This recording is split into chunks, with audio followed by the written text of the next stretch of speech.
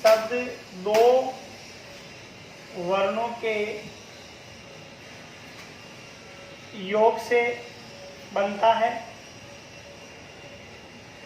और साथ में इसकी शर्त है कि जो शब्द बनेगा वो कैसा बनना चाहिए, सार्थक। सार्थक का अर्थ होना चाहिए उस शब्द का क्या निकले, अर्थ निकले। ये इंपॉर्टेंट चीज है। उदाहरण के तौर पे मैंने पहले वीडियो में आपको बताया था, जैसे ये तीन वर्ण है, कमल, ये कलम और ये मकल।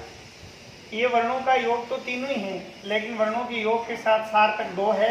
ये शब्द की परिभाषा में नहीं आएगा मकल, बाकी कमल और कलम दोनों ही शब्द की परिभाषा में आएगा। नेक्स्ट हम पढ़ रहे हैं शब्द के प्रकार।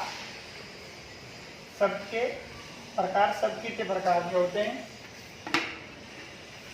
शब्द के प्रकार में हमने मोटे रूप से देखा कि शब्द के प्रकार चार होते हैं, जिसका हम पहला पढ़ेंगे उत्पत्ति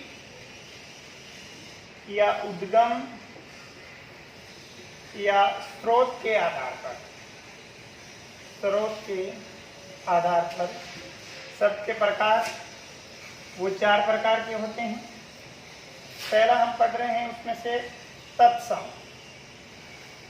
तत्सम शब्द की परिभाषा विद्यार्थी में होती है जो संस्कृत के समान शब्द, संस्कृत के समान शब्द जो हिंदी में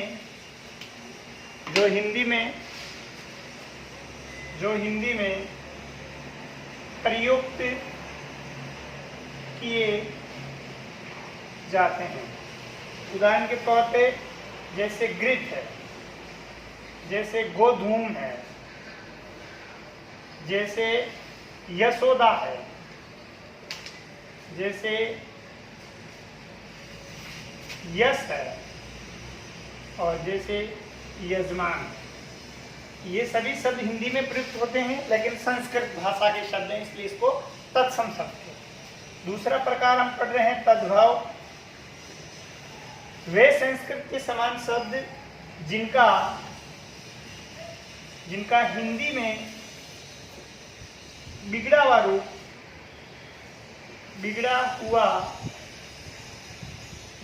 रूप मानते हैं। उदाहरण के तौर पे जैसे घृत को तद्भव में कहते हैं घी, गोधूम को कहते हैं गेहूं,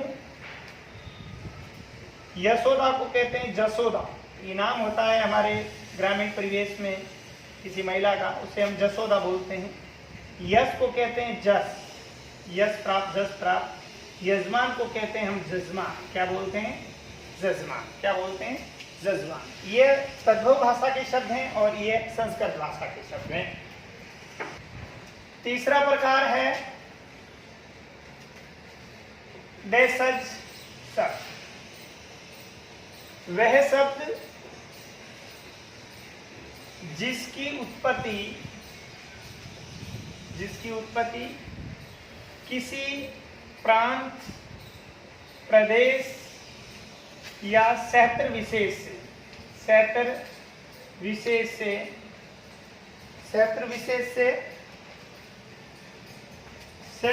से होती हो,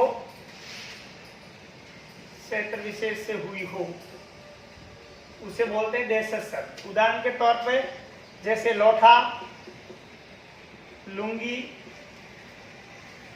सौ, चाबी, लुगाई, ये सभी शब्द क्या है? देशज भाषा के शब्द। और चौथा आता है विदेशी। क्या आता है? विदेशी। वह शब्द जो किसी दूसरे देश से हमारे देश में, अर्थात हमारी भाषा में प्रयुक्त किए जाते हैं। हमारी भाषा में प्रयुक्त किए जाते हो। जैसे डॉक्टर, ये अंग्रेजी भाषा का शब्द है डॉक्टर। हॉस्पिटल, रेलगाड़ी, ट्रेन, ये सभी शब्द क्या है, अंग्रेजी भाषा के शब्द। पहला प्रकार कंप्लीट हुआ उत्पत्ति के आधार पर। दूसरा हम पढ़ रहे हैं रचना के आधार पर। रचना के आधार पर शब्द के प्रकार। शब्द के प्रकार वो होते हैं 3 प्रकार, जिसमें हम पहला पढ़ रहे हैं मूल या रूढ़ शब्द। मूल या रूढ़ शब्द वो होते हैं कोई भी शब्द जो जिसका अर्थ एक निकले, जिसका अर्थ एक निकले।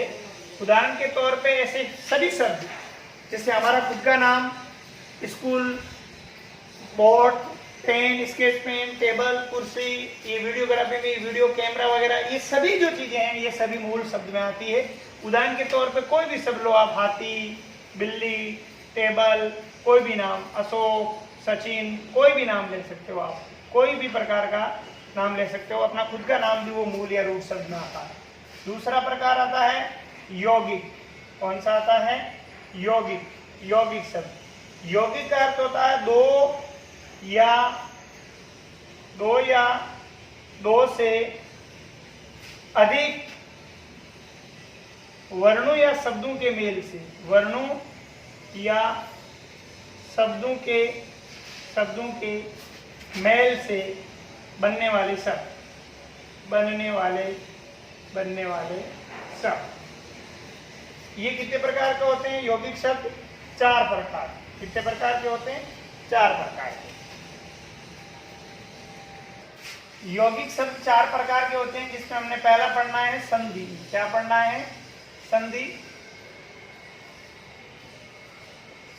ये 2 वर्णों के योग से उत्पन्न विकार से उत्पन्न को संधि बोलते हैं। 2 वर्णों का मेल, 2 या 2 से अधिक, 2 या 2 से अधिक वर्णों के मेल से उत्पन्न विकार, वर्णों के मेल से उत्पन्न विकार, उसे हम संधि कहेंगे। पहला उदाहरण के तौर पे कोई भी एक संधि का उदाहरण जैसे आप लिख सकते हो विद्यालय, ये यौगिक शब्द है। दूसरा आएगा इसमें समास, ये 2 शब्दों के मेल से बनता है। उदाहरण के लिए आप लिख सकते हो इसमें रसोई घर। तीसरा आता उपसर्ग। क्या आता है? उपसर्ग। ये किसी शब्दांश के रूप में जुड़ता है, शब्दांश के रूप में किसी शब्द के आगे, किसी शब्द के आगे जुड़कर परिवर्तन करता है। उदाहरण के तौर पे जैसे विजय, जे में भी ये उपसर्ग है, और उसके बाद आप लिख सकते हो प्रत्यय। क्या लिख सकते हो? प्रत्यय। प्रत्यय शब्दांश रहेगा, एक शब्द का अंश रहेगा, और वो किसी शब्द के क्या जुड़ेगा? पीछे, किसी शब्द के पीछे प्रत्यय जुड़ेगा और शब्द चेंज करेगा। उदाहरण के तौर पे जैसे सुंदर शब्द है, उसमें अगर ये प्रत्यय को जोड़ दिया जाए तो शब्द बनेगा सौंदर्य। क्या बनेगा? सौंदर्य। रचना के आधार पर तीसरा प्रकार है वो योग रूढ़। क्या है? योग रूढ़। योग रूढ़ शब्द ऐसे शब्द जो किसी व्यक्ति, वस्तु आदि के लिए रूढ़ हो गए हो। रूढ़ होने का मतलब होता है परंपरा में वो शब्द उसी रूप में यूज आएंगे, उसके लिए वो रूढ़ हो जाता है। किसी व्यक्ति या वस्तु के रूप में उसे हम योग रूढ़ शब्द कहते हैं।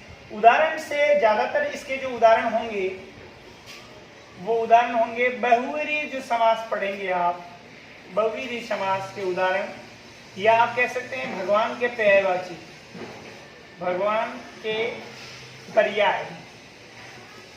के पर्यायवाची। जैसे शब्द आया दशानन, त्रिनेत्र, लंबोदर, चारपाई, ये सभी शब्द क्या है? योग रूढ़ है। क्या है? योग रूढ़ शब्द है। दशानन हम रावण के लिए यूज लेते हैं। त्रिनेत्र हम शिव भगवान के लिए यूज लेते हैं। लंबोदर हम गणेश के लिए लेते हैं। लंबा है उदर, उदर का अर्थ पेट होता है। लंबा है उदर, लंबा है उदर जिसका, जिसका अर्थात गणेश, गणेश विनायक कुछ भी को आप, वो होता है। उदर का अर्थ होता है पेट। क्या होता है? पेट। ऐसे नहीं हमारी फैमिली में किसी का पेट लंबा हो तो हम उसे लंबोदर के देंगे, ऐसा नहीं, क्योंकि लंबोदर जो शब्द है वो किसके लिए रूढ़ हो चुका है? गणेश के लिए। किसके लिए रूढ़ हो चुका है? गणेश के। रूढ़ का अर्थ होता है परंपरा में उसी व्यक्ति या वस्तु के लिए हम यूज लेते हैं। चारपाई, चारपाई का अर्थ होता है खाट। खाट नॉर्मल भाषा में हम हमारी ग्रामीण परिवेश में इसे बोलते हैं माचा। क्या बोलते हैं? माचा। चार पैर हो उसकी लकड़ी का, ऐसा नहीं चार पैर बकरी के होते हैं उसे हम चारपाई कहते हैं, नहीं। चारपाई किसके लिए रूढ़ हो चुका है शब्द? खाट या माचा, ये इस वस्तु के लिए रूढ़ हो चुका है। आज